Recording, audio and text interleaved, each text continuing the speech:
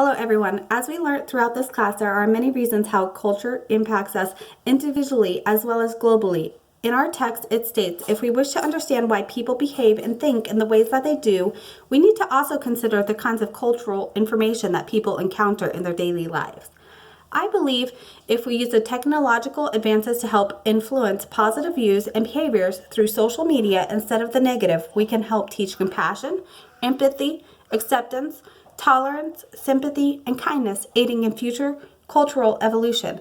As shown in the colorblind approach, to stop attending to cultural differences and instead focus our attention on people's common human nature and the multicultural approach, where diversity is embraced, it was found that these comparisons are quite consistent in that the multicultural messages fare better in numerous respects than that of the colorblind messages, thus proving that rather than turning a blind eye or ignoring other cultures, we should become accepting that diversity exists and that diversity is a beautiful thing that gives humans and cultures individualism.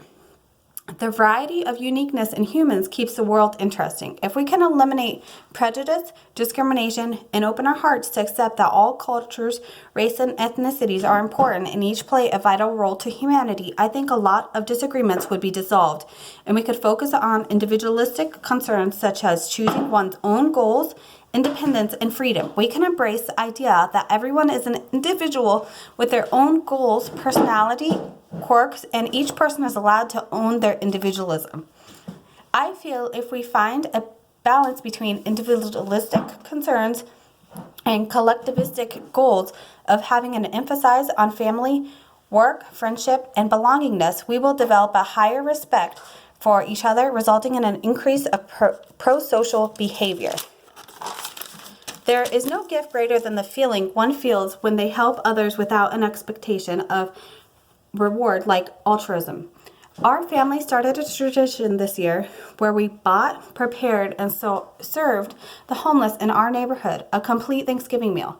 Nothing compared to the feeling of watching my 6-year-old son hand a homeless man a warm box of food and seeing the joy my son experienced.